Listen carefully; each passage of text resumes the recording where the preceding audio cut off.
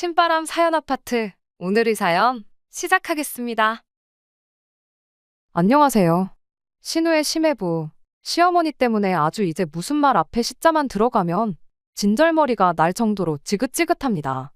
저는 여태까지 남편이라는 말이 남자 중에서 내 편이라서 그래서 남편이라고 하는 것인 줄 알았는데 아주 대놓고 시자들 편만 들어대니 이제는 남이 편이라서 남편이구나 싶은 생각뿐이에요.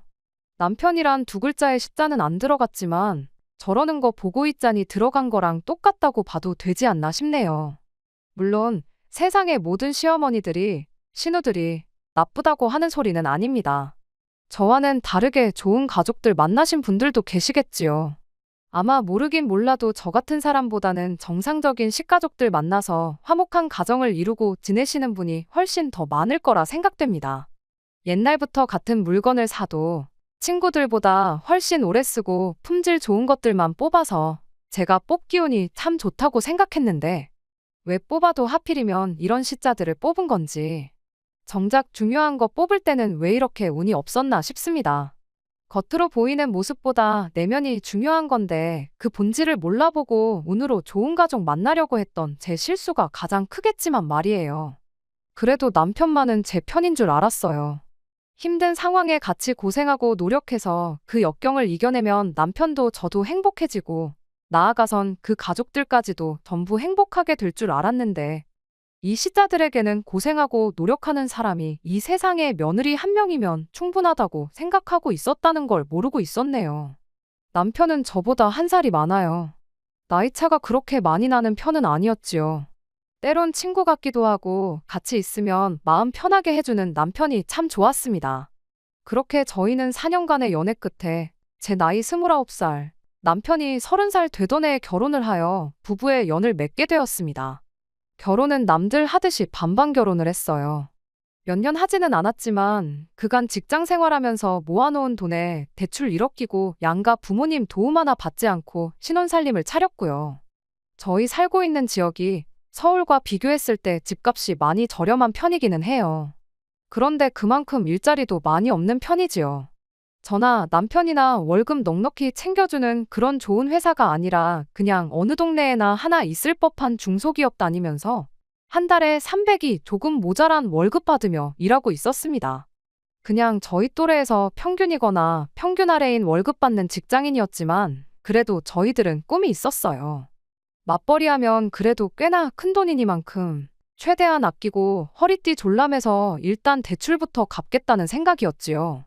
시간이 지나면 연봉도 조금이나마 따라서 오를 테니 그렇게 또 몇 년 열심히 아끼고 모으고 고생하면서 교회 지역에 건물 하나 올려서 2층은 주거 공간처럼 쓰고 1층은 분위기 좋게 꾸며서 소소하게 커피도 팔고 음식도 팔고 하면서 장사하면서 먹고 사는 그런 꿈이었지요. 사실 정확하게 얼마가 필요한지 그런 건 알아본 적도 없어요. 단순히 남편하고 교회 지역으로 데이트를 나가면 주변에 사람 사는 동네가 없어 보이는데도 장사하는 카페나 식당들이 몇 개 있잖아요. 그런 데들이 오히려 아파트 상권에 있는 가게들보다 오래 버티고 그러는 거 보고 그러니까 막연하게 저렇게 사는 게 좋겠다고 정한 꿈이었습니다. 당장에 저희가 자본이 있어서 시작할 사업도 아니었다 보니 그냥 어느 정도 돈을 손에 쥐고 나서 그때부터 알아봐도 늦지 않겠다는 생각이었고 당장 신혼집에 걸려있는 대출부터 정리하자는 생각으로 아끼면서 살고 있었어요. 다 쓰고 죽지도 못할 만큼 큰 돈을 버는 걸 바란 것도 아니고 그냥 끼니 걱정하지 않는 선에서 둘이 힘을 합쳐 즐겁게 살고 싶었습니다. 또 그런 부분에서는 남편하고 뜻이 맞았다 보니 연애하면서 의견 차이도 없었고 결혼 준비하면서도 결혼하고 나서도 별다른 다툼 없이 잘 지내고 있었어요. 다만 저희 시부모님, 특히 시어머니는 이런 저희들의 계획을 좋아하지는 않았습니다. 사람이 꿈을 크게 가져야지 돈도 큰 포부만큼 따라오는 법이라고 하면서 니들이 꿈이 작으니까 돈을 못 버는 거다 하는 식으로 말을 하곤 하셨어요. 아무리 교회 지역이라도 땅 사고 건물 올리고 하는데 들어가는 돈이 한 푼 두 푼이 아닐 텐데 시어머니가 생각하는 큰 포부가 얼마나 대단한 걸 목표로 해야 하는지 저희 입장에선 도무지 감이 잡히질 않았습니다. 시어머니는 늘 세상에 돈만한 게 없다고 돈돈거리며 모든 걸 돈에 연관지어서 말하는 돈 타령을 하시는 그런 분이셨어요. 그냥 돈돈거리며 잔소리만 하셨다면 그냥저냥 넘어갔을 텐데 그러면서 꼭 저희를 신우네랑 비교를 하기까지 하셨죠. 남편한테는 네 매형 버는 거 반만 벌어보라면서 항상 심해부와 저희 남편을 비교했지요. 당신 자식인 아들한테만 싫은 소리를 했다면 그나마 괜찮았을 텐데 꼭 그렇게 남편한테 한 소리 하고 나면 저랑 신우를 비교했어요. 집안에 여자가 욕심이 많아야지 되는 거라고, 그래야 남자가 밖에 나가서 돈을 잘 벌어오는 법이라면서 말이죠. 그러면서 당신은 아들, 그러니까 남편이 큰 돈을 벌 수 있는 가능성을 가지고 있는데 제가 그 앞길을 막고 있다는 듯이 이야기했습니다. 모처럼 자식 교육 잘 시켜서 장가 보냈는데 큰 돈을 벌 능력이 충분한 애를 제대로 써먹지 못하는 제 잘못이라면서 저희들 월급이 300만 원 언저리인 게 마치 제 탓인 것처럼 이야기를 하셨죠. 남편 위로 3살 차이 나는 누나가 한 명 있습니다. 저희가 결혼했을 때 신우는 이미 벌써 애도 둘이나 있었고 결혼 생활도 5년 차를 넘기고 있었어요. 심해부는 신우보다 7살이 더 많은 사람이고요. 욕심을 내는 만큼 벌이도 따라온다는 시어머니 말이 무조건 틀렸다고 할 수는 없지만 받아들이기 힘든 부분이 너무나도 많았습니다. 일단 시어머니가 남편이 큰 돈을 벌 수 있게 키워냈다는 소리부터가 모순이 너무 많았어요. 남편이 어려서부터 손재주가 좋은 편이고 그중에서도 음식하는 걸 참 좋아했었다고 해요. 이미 고등학교 들어가기 전부터 조리 관련 과가 있는 고등학교로 진학을 하고 싶어 했었답니다. 그런데 시어머니는 요리 같은 거 배워봐야 몸만 축나지 돈도 얼마 못 번다. 남자가 주방에 들락거리는 거 아니다 하는 식으로 반대를 하셨다고 해요.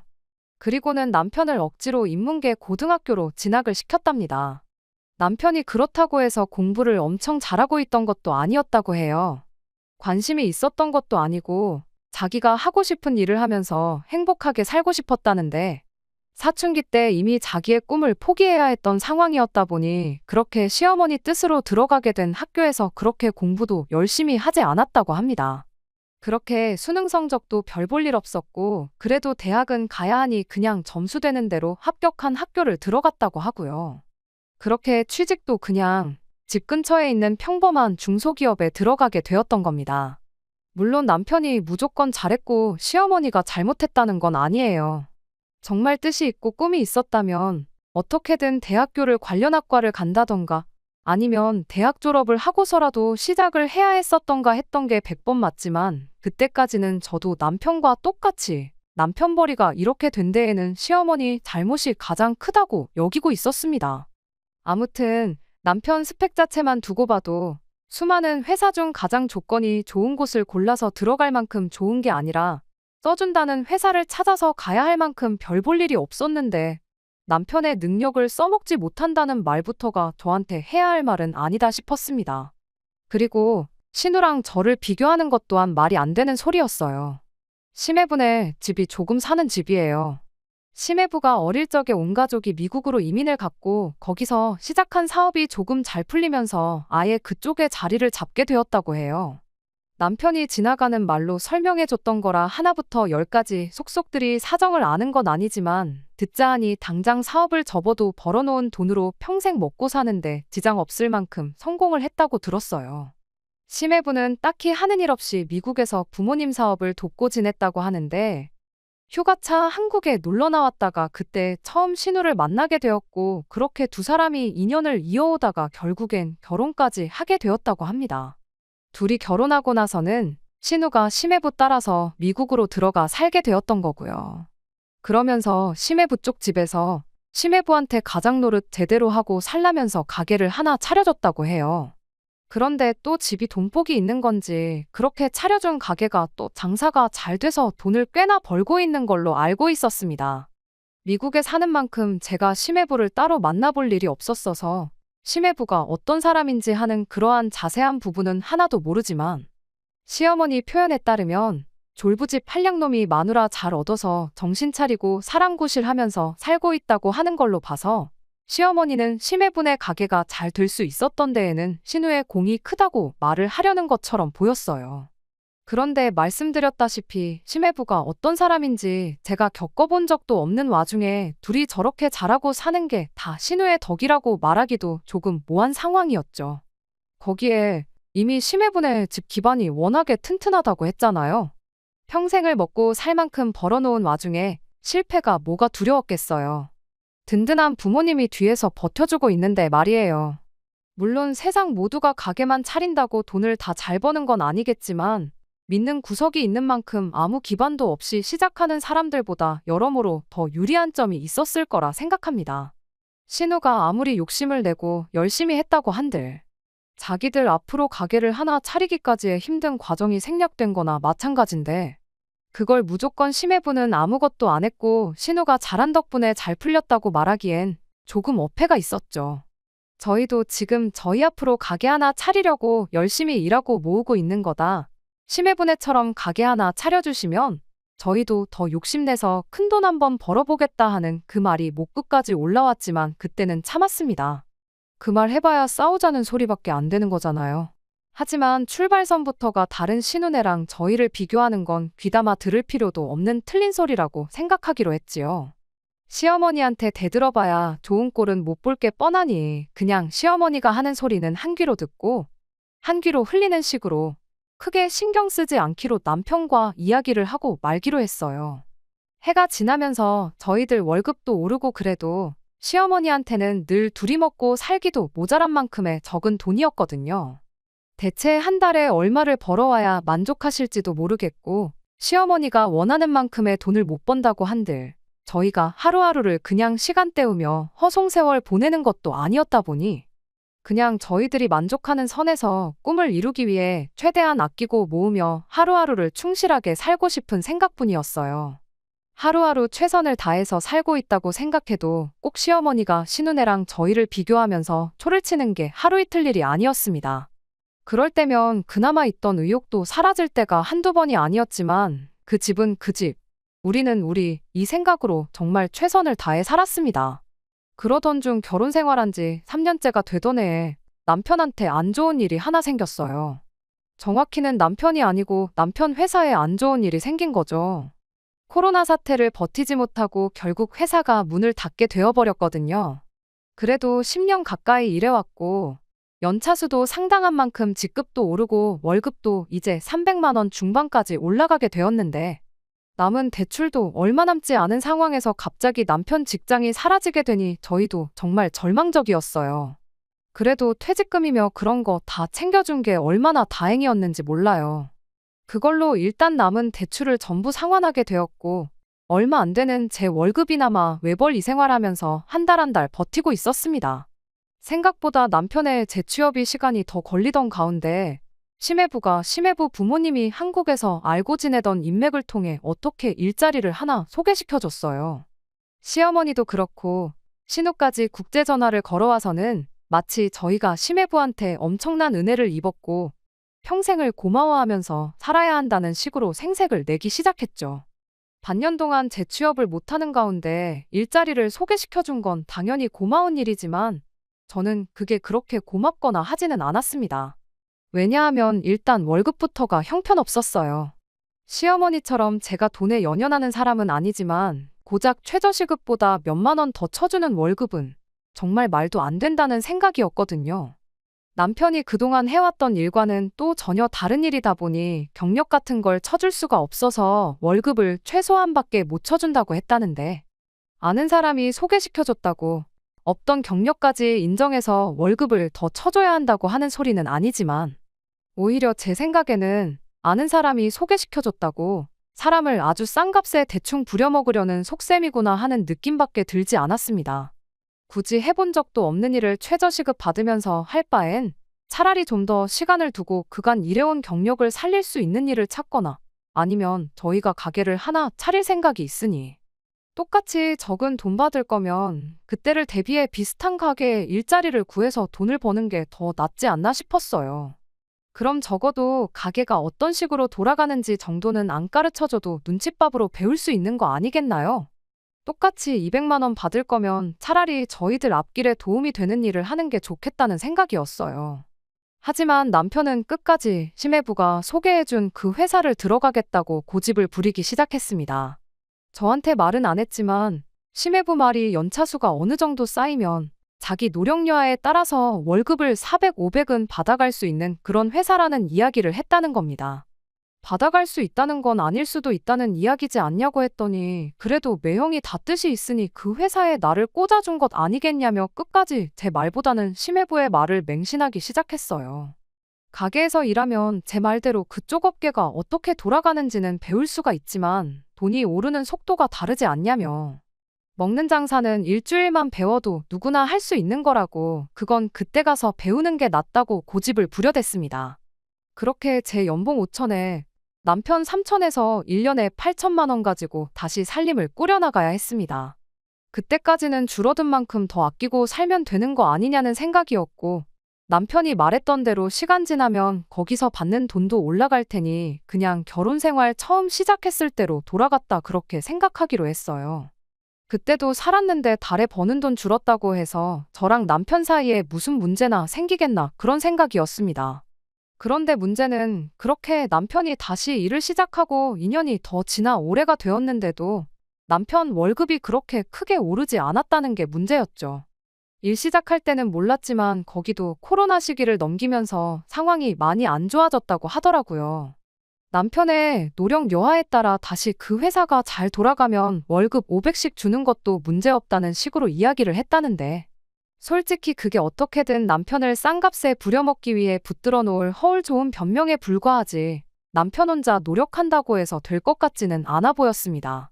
그래도 남편은 심해부가 그 자리를 자기에게 꽂아준 데에는 그만한 이유가 있을 거라며 끝까지 믿음을 저버리지 않던 게 문제였어요. 그런데 올해 봄에 난데없이 신혼애가 한국에 들어오게 되면서 그러면서 저와 남편의 사이도 점점 더 걷잡을 수 없이 갈라지기 시작했습니다. 이렇다 저렇다 할 연락도 없이 신혼애가 심해부랑 애들 둘까지 데리고 갑자기 한국에 귀국을 했어요. 짐 싸들고 온 걸 보니 하루 이틀 지내다가 갈 사람들처럼 보이지는 않았습니다. 무슨 일로 왔는가 했더니 신우가 애들 교육을 한국에서 좀 시키고 싶어서 데리고 왔다고 하더군요. 남들은 다 한 살이라도 어릴 때 미국에 보내고 싶어서 안달인데 신우는 반대로 애들을 미국에서 한국으로 데리고 온 거였어요. 이유는 굉장히 그럴싸했습니다. 애국자가 따로 없었지요. 애들의 뿌리가 한국에 있음을 알려주고 싶어서 한국으로 데리고 왔다는 거예요. 그리고 어차피 애들이 모국어가 영어고 한국어는 제2외국어나 마찬가지라면서 영어 교육은 따로 할 필요도 없다고 하더군요.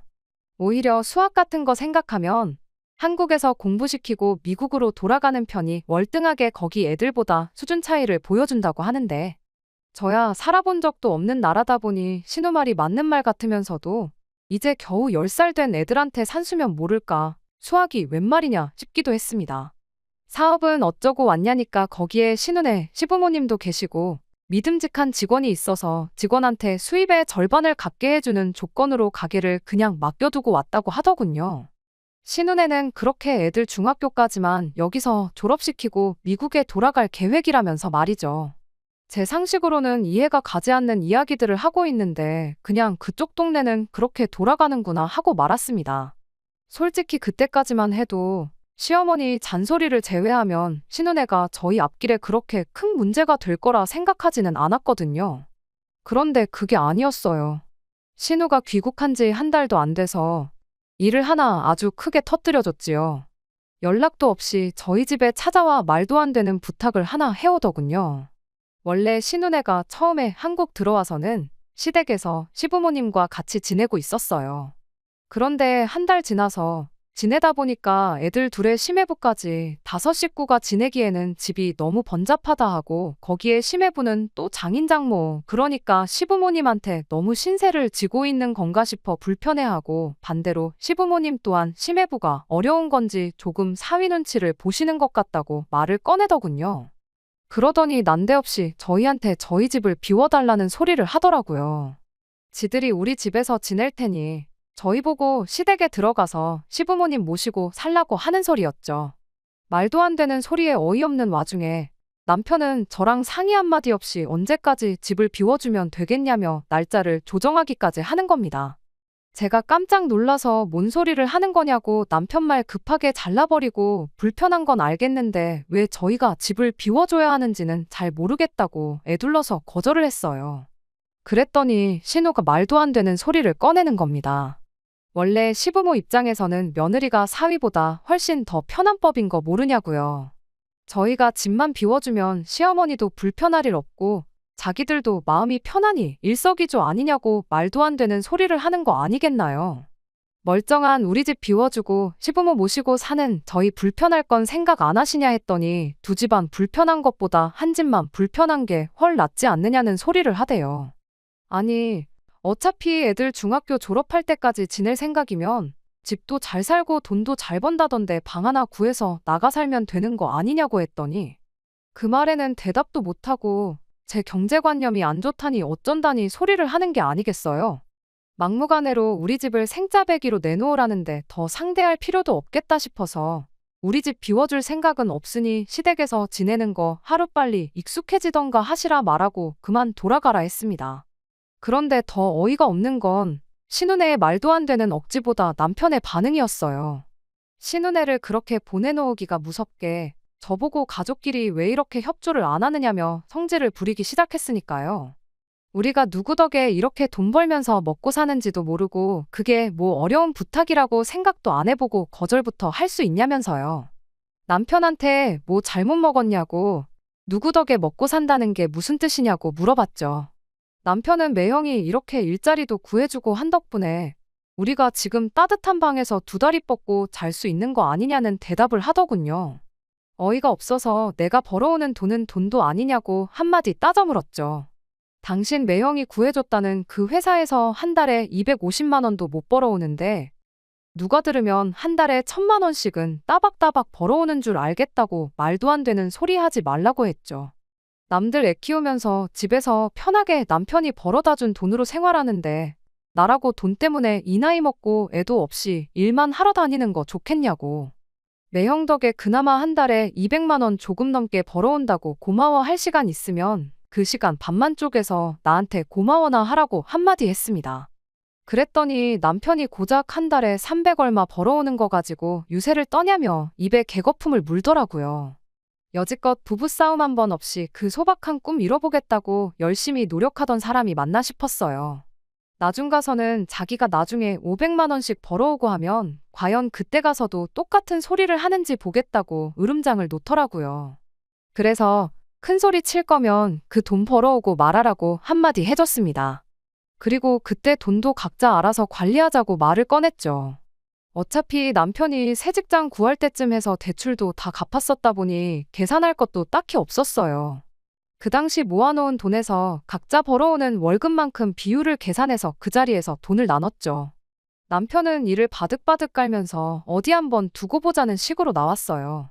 신우네의 말도 안 되는 부탁보다 더 어이없었던 건 연애 때부터 그때까지 10년에 가까운 세월을 알아온 남편이 보여준 몰랐던 모습이었습니다.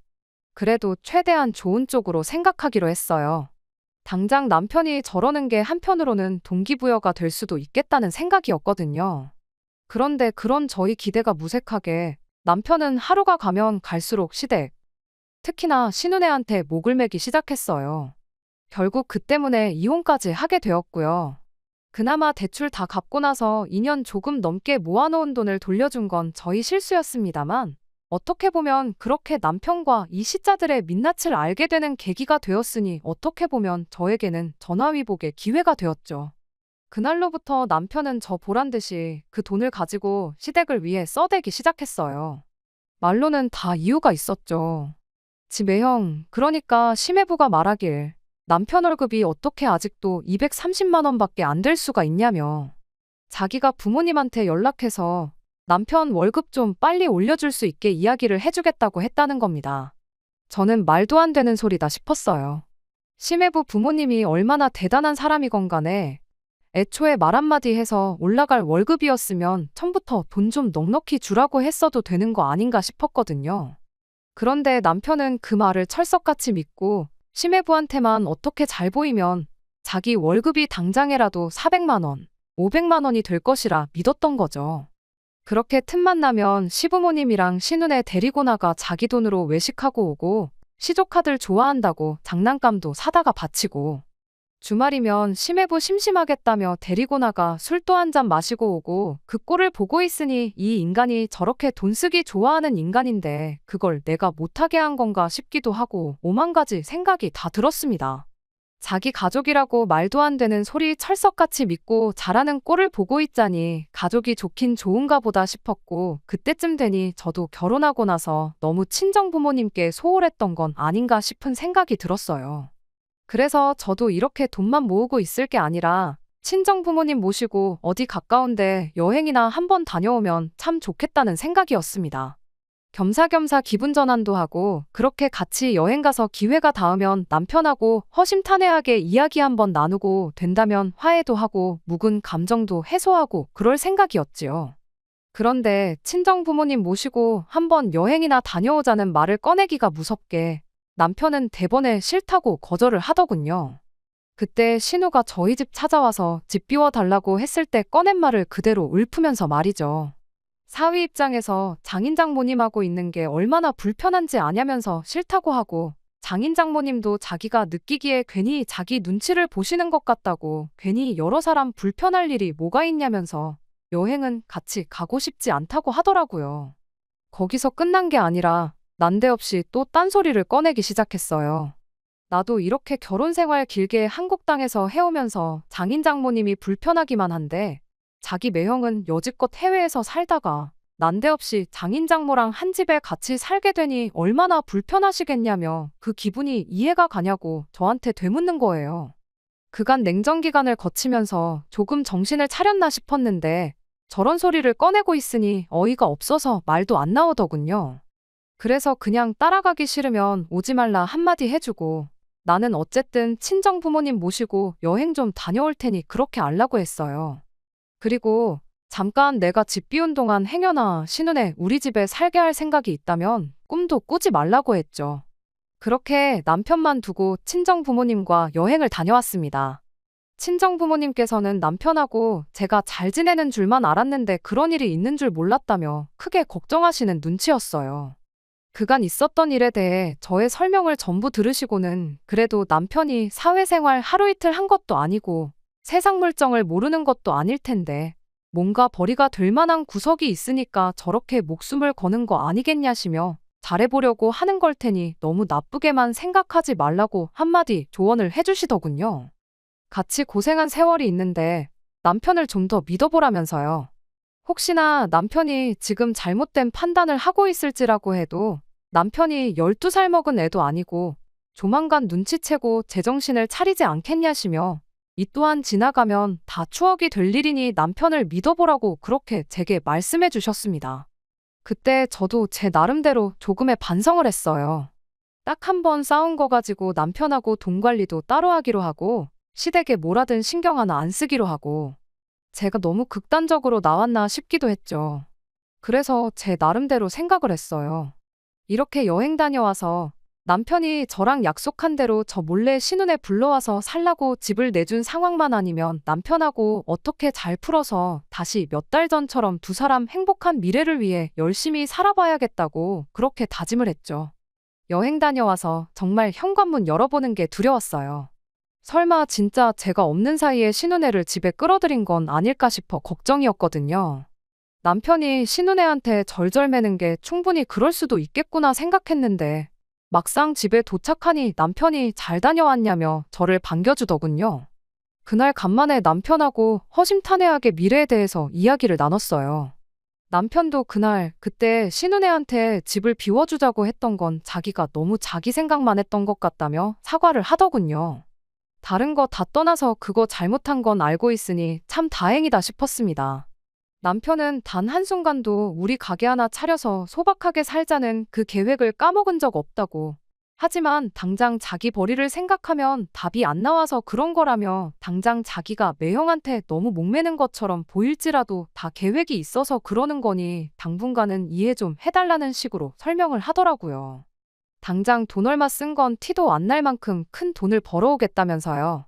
아직도 자기 매형한테 잘하기만 하면 월급이 2배씩 늘어난다고 믿는 건 어이가 없었지만 적어도 현재 상황을 인지하고 있다는 게 어디인가 싶었어요.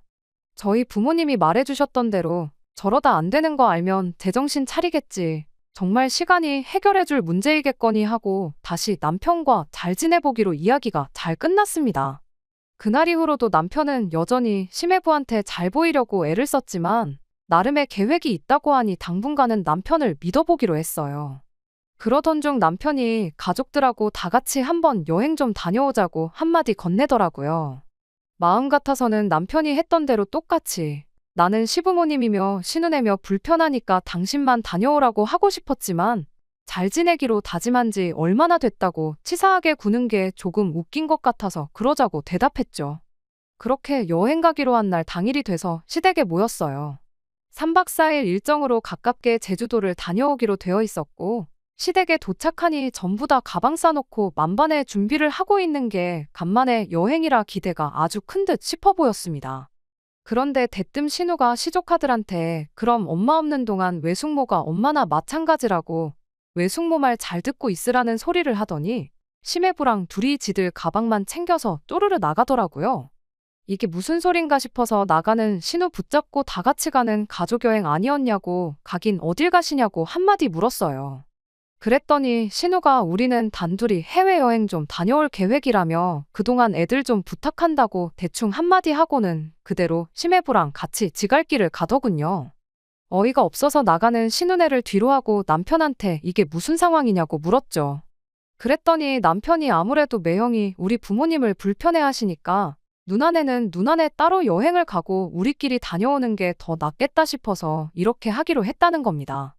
제가 계속 어이없다는 반응을 보이니 남편이 오히려 적반하장으로 여기까지 와서 왜 이러냐며 짜증을 내기 시작했어요. 자기가 다 설명하지 않았냐고 당분간은 매형한테 잘 보여야지 우리 앞길이 풀리는 거 알지 않느냐면서 저보고 협조 좀 하라는 거예요.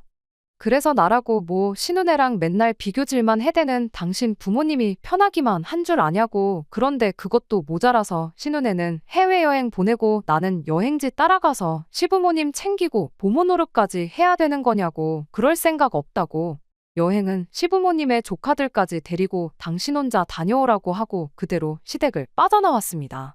그랬더니 남편이 시댁 바깥까지 쫓아나와서는 그럼 자기 혼자 다녀올 테니 조카들만이라도 그동안 제가 데리고 있어주면 안 되냐는 소리를 하더군요. 누나네 보고 다시 돌아오라고 할 수도 없는 노릇이고 애들만 집에 혼자 둘 수도 없는 노릇 아니겠냐면서요. 그때 딱 깨달았어요. 저한테는 남편이 신우네한테 절절매는 꼴을 볼 만큼의 인내심이 남아있지 않다는 것 그리고 남편한테는 자기가 신우네한테 하듯이 저 또한 똑같이 신우네한테 알아서 기어야 하는 사람 중 하나일 뿐 그 이상도 그 이하도 아니란 것을 말이죠. 암만 자기 장래가 걸려있다지만 제가 희생해야 하는 건 당연한 거고 그 과정에 저랑은 그 어떤 상의도 필요하지 않다고 생각하는 사람하고 앞으로 어떤 미래를 기대해도 제가 생각한 그 미래와는 전혀 다른 결과물밖에 없겠구나 하는 심정이었죠. 그래서 그 길로 다시 남편 데리고 시댁으로 쳐들어가서 시부모님 보는 앞에서 이혼하겠다고 당당하게 한마디 던져줬어요. 그러면서 시어머니한테도 한마디 했습니다. 어머님 말대로 저도 돈 욕심 좀 부려보려고 했더니 남편이라는 작자가 어떻게 돈 벌어올 생각은 안 하고 지 누나한테 퍼줄 생각밖에 없어 보여서 못 살겠다고요.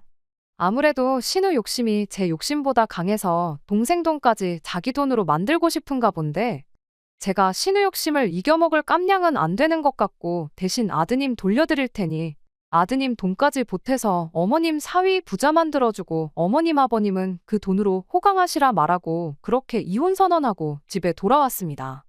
그 와중에 시조카 어떻게든 챙겨서 여행 다녀올 생각은 없었는지 남편은 그날로 여행을 취소해버리고 몇 시간 지나지 않아서 집으로 따라 들어왔어요.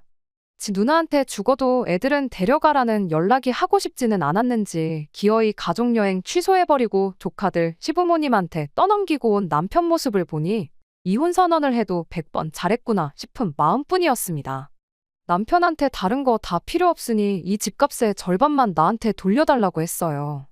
그것만 해주면 이 집에서 시부모를 모시고 살든 신우네를 데리고 살든 아예 신우한테 집을 양보해주던 나는 아무 상관도 안 하겠다고요. 남편은 그 와중에도 누나네 살게 할 집은 지켜야겠다고 생각한 건지 어떻게 시부모님한테 돈까지 빌려다가 재산 분할을 해줬어요. 그렇게 4주간의 숙려 기간을 가진 끝에 저희는 결국 이혼을 하게 되었습니다. 이혼 신고하러 가는 그날까지 저보고 땅을 치고 후회하지 말라며 조금만 더 있으면 한 달에 500만 원씩 벌어올 텐데 그걸 못 기다리고 이혼을 선택한 네 잘못이라며 으름장을 놓던 인간이었는데 얼마 전 저희 친정까지 찾아와서 저와 저희 부모님 앞에 무릎까지 꿇으며 저랑 다시 시작하고 싶다고 싹싹 비는 일이 있었습니다. 알고 보니 신우네가 사실 애들 교육 때문에 한국에 들어온 게 아니었대요. 심해분의 부모님이 신우네한테 차려준 가게가 잘 되던 건 사실이었는데 그렇게 번 돈을 가지고 신우랑 심해부가 둘이서 카지노를 들락거렸다고 하더라고요. 그렇게 가게로 번 돈은 물론이고 빚까지 져가면서 도박을 해대다가 신우네 시댁에서 가게도 도로 가져가 버리고 금전적인 지원도 다 끊어버렸다는 거예요. 그렇게 미국에서 빚 때문에 주변 사람들한테 이리 치이고 저리 치이다가 아예 가족들이 전부 한국으로 도망을 나왔던 거였고요. 심해부한테 잘 보이면 한 달에 500만 원 버는 건 일도 아니라더니 심해부도 일자리를 찾다 못 구해서 결국 같은 회사에서 둘이 250만 원도 안 되는 돈 받으면서 일하고 있다고 합니다. 뭐 두 남자가 같이 벌어서 500이니 어떻게 보면 틀린 말은 아니지 않냐고 원하던 대로 된 건데 나랑 다시 시작할 이유가 뭐가 있냐고 시원하게 거절 한마디 해주고 친정집에서 남편을 쫓아냈습니다. 조강지쳐 버리고 가족들을 선택한 인간의 최후가 그런 꼴이라니 어떻게 보면 당연한 일 아닌가 싶어요. 남편을 못 믿어준 제가 너무했나 싶을 때도 있었지만 믿었다면 아마 제 남은 인생 평생을 시댁 종노릇하며 살아야 하지 않았을까 생각하면 이렇게 이혼하게 된 게 정말 다행일 수가 없습니다. 남편이 지 가족들 챙기듯이 저도 제 가족 챙기면서 그렇게 살아야겠어요. 보란듯이 잘 살아서 남편이 평생을 두고 후회하게 만들어주고 싶은 마음뿐입니다. 끝까지 들어주셔서 감사합니다. 오늘의 사연은 여기까지입니다. 구독과 좋아요, 알람 설정 부탁드리고 더 좋은 사연으로 다시 찾아뵙겠습니다. 감사합니다.